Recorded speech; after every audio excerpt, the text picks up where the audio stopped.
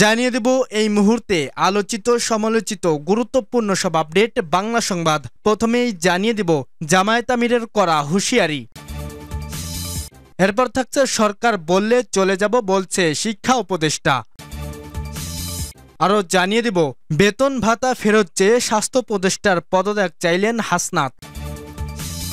এরপর থাকছে বিএনপিকে বেঁধে ফেলতে নতুন সংস্কার প্রস্তাব। এবং সর্বশেষ জানিয়ে দিব অন্তর্বর্তী সরকার নিষিদ্ধ ছাত্রলীগের সন্ত্রাস ঠেকাতে ব্যর্থ বলছে হেফাজত। এতক্ষণ শুনছিলেন সংবাদ শিরোনাম, এখন বিস্তারিত। তবে তার আগে অনুরোধ থাকবে এই ভিডিওটিতে একটি লাইক এবং কমেন্ট করে জানিয়ে দিন কোন জেলা থেকে বা কোথা থেকে আপনি আমাদের এই ভিডিওটি দেখছেন এবং শুনছেন। জামায়াত আমিরের করা হুঁশিয়ারি। জাতীয় স্বার্থ বিরোধীর ব্যাপারে কোনো ধরনের ছাড় দেওয়া হবে না বলে করা হুঁশিয়ারি দিয়েছেন বাংলাদেশ জামায়াতে ইসলামীর ডক্টর শফিকুর রহমান। বুধবার বেলা 12:30টার দিকে নিজের ভেরিফাইড ফেসবুক পেজে দেওয়া এক পোস্টে তিনি এ হুঁশিয়ারি দেন। জামায়াত আমির লিখেছেন, জুলাইয়ের ফ্যাসিবাদ বিরোধী শক্তিকে জাতীয় স্বার্থের জায়গায় যে কোনো মূল্যে ঐক্যবদ্ধ থাকতে হবে। তিনি আরও লিখেছেন, আমাদের মধ্যে দল ও মতের ভিন্নতা থাকবে। এই ভিন্নতা নিয়েই আমাদের ফ্যাসিবাদের বিরুদ্ধে, জাতীয় স্বার্থ বিরোধী সব কর্মকাণ্ডের বিরুদ্ধে, সমাজের শৃঙ্খলা বিনষ্টকারী অপশক্তির বিরুদ্ধে ঐক্যবদ্ধ থাকার কোনো বিকল্প নেই। ডক্টর শফিকুর রহমান লিখেছেন, দলমত, জাতি, ধর্ম নির্বিশেষ আমাদেরকে নিবিড় জাতীয় ঐক্য গড়ে তুলতে হবে। আমাদের অবস্থান থেকে আমরা সবসময় প্রস্তুত। দলীয় সহকর্মীদের প্রতি অনুরোধ জানিয়ে তিনি লিখেছেন, আমরা যেভাবে ধৈর্যের পরিচয় দিয়ে আসছি সেভাবেই এই ধৈর্য অব্যাহত রাখতে হবে। আমরা কারো পাতা ফাঁদে পা দেব না। জাতীয় স্বার্থ বিরোধীর ব্যাপারে কোনো ধরনের ছাড় দেওয়া হবে না। সবশেষে জামায়াত আমির লিখেছেন, ছাত্র, শ্রমিক ও আপামর জনতার ঐক্য অটুট থাকুক এবং সবাই মিলেই আমরা আগামী প্রজন্মের প্রত্যাশা পূরণের ক্ষেত্রে তৈরি করব ইনশাআল্লাহ। সরকার বললে চলে যাব বলছে শিক্ষা উপদেষ্টা। রাজধানীর উত্তরার মাইলস্টোন স্কুল অ্যান্ড কলেজে বিমান বিধ্বস্ত হওয়ার পর শিক্ষা মন্ত্রণালয়ের কাজে কোনো ব্যত্যয় হয়নি বলে দাবি করেছেন শিক্ষা উপদেষ্টা সিআর আবরার। তিনি বলেন, নিজ থেকে পদত্যাগ করার কোনো ইচ্ছা নেই, তবে সরকার বললে চলে যাব। বুধবার দুপুরে সচিবালয়ে সাংবাদিকদের এক প্রশ্নের জবাবে তিনি এসব কথা বলেন। এক সাংবাদিক জানতে চান, মঙ্গলবার শিক্ষার্থীরা শিক্ষা উপদেষ্টা ও সচিবের পদত্যাগের দাবি করেছিলেন। এরপর শিক্ষা সচিবকে পদ থেকে সরিয়ে দেওয়া হলো। এখন শিক্ষা উপদেষ্টা কি করবেন? জবাবে সিআর আবরার বলেন, সেটা সরকার বিবেচনা করবে। এখানে কোনো রকমের অব্যবস্থাপনা হয়নি। আমি সেটাই বোঝাতে চেষ্টা করছি। ব্যবস্থার নির্দিষ্ট যে নিয়মকানুন আছে সেটা শিক্ষা সচিবকে পদ থেকে অব্যাহতি দেওয়া হয়েছে। সেটা উচ্চতর একটা কমিটির সিদ্ধান্ত। সেই সিদ্ধান্তের সঙ্গে আমি যুক্ত ছিলাম না। তাকে কেন অব্যাহতি দেওয়া হয়েছে সেটার উত্তর আমি দিতে পারবো না। আপনি কি পদত্যাগ করবেন? এক সাংবাদিকের এমন প্রশ্নের উত্তরে উপদেষ্টা বলেন, আপনি আমাকে জেরা করতে পারেন না। আমার পদত্যাগ চাওয়া হয়েছে, সেখানে আমার নিজ থেকে এটি করার কোনো অভিপ্রায় নেই, কারণ আমার কাজে কোনো ব্যত্যয় হয়েছে বলে আমি মনে করি না।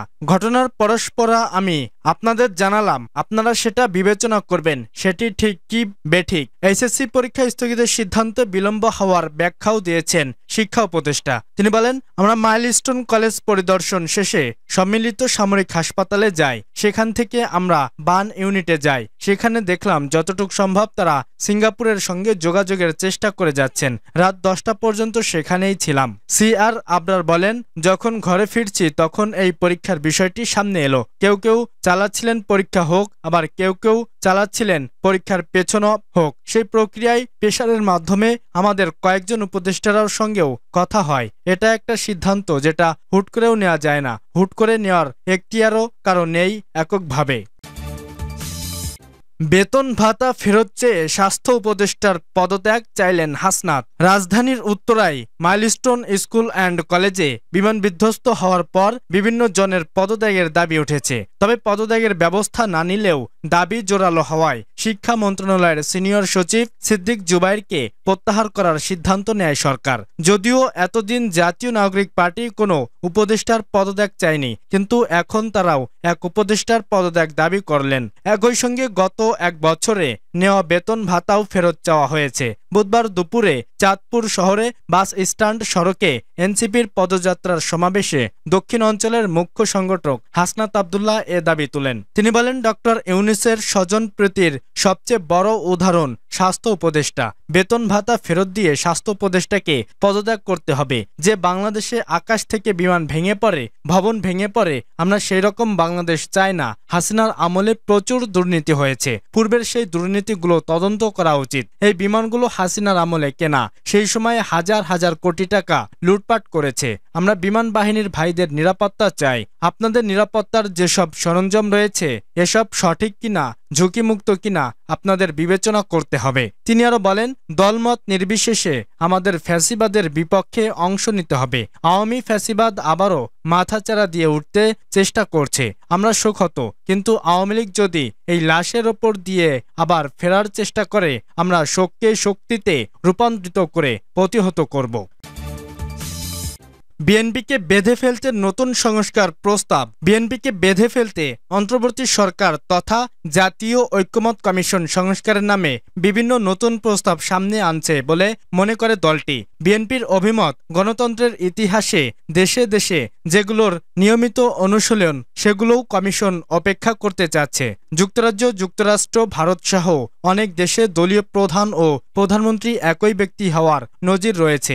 বাংলাদেশেও দলের প্রধানই সারা জীবন প্রধানমন্ত্রী হয়ে আসছেন। সুতরাং দলীয় প্রধানের প্রধানমন্ত্রী না হতে পারার প্রস্তাব বিএনপি মানবে না। কমিশন এমন সংস্কার প্রস্তাব করলে তারা জাতীয় সনদে নোট অব ডিসেন্ট দেবে। সোমবার রাতে গুলশানে বিএনপি চেয়ারপারসনের রাজনৈতিক কার্যালয়ে অনুষ্ঠিত স্থায়ী কমিটির বৈঠকে এমন আলোচনা ও সিদ্ধান্ত হয় বলে বৈঠক সূত্রে জানা গেছে।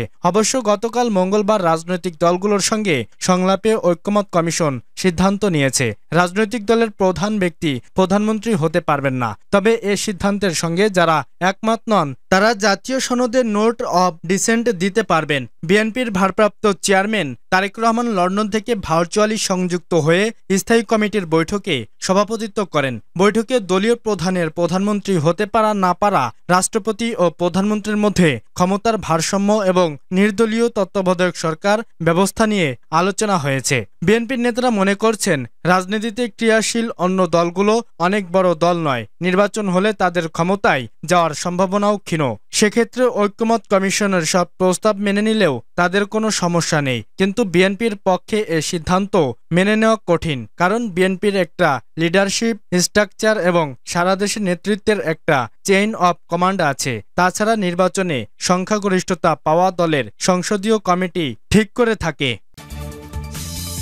অন্তর্বর্তী সরকার নিষিদ্ধ ছাত্রলীগের সন্ত্রাস ঠেকাতে ব্যর্থ বলছে হেফাজত। ঢাকার উত্তরায় মাইলস্টোন ট্র্যাজেডির পরিপ্রেক্ষিতে আন্দোলনকারী শিক্ষার্থীদের মধ্যে নিষিদ্ধ ছাত্রলীগের সন্ত্রাসীরা ঢুকে নাশকতা করছে অভিযোগ করে উদ্বেগ প্রকাশ করেছে হেফাজত ইসলাম বাংলাদেশ।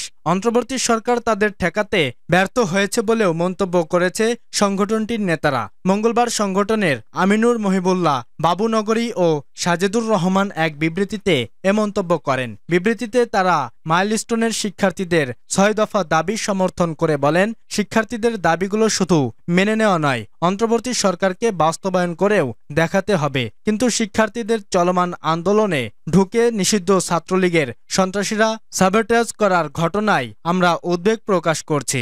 যে কোনো মূল্যে দলমত নির্বিশেষে ঐক্যমত হয়ে ছাত্রলীগের সন্ত্রাসীদের প্রতিরোধ করতে আমরা আপামার ছাত্র জনতার প্রতি আহ্বান জানাচ্ছি। আর যারা গোপনে দলীয় রাজনৈতিক স্বার্থে এবং লুটের টাকার ভাগ পেতে আতত করে লীগের পুনর্বাসনের চেষ্টা করছে, তারা জনগণের কাছে অচিরেই প্রত্যাখ্যিত হবে।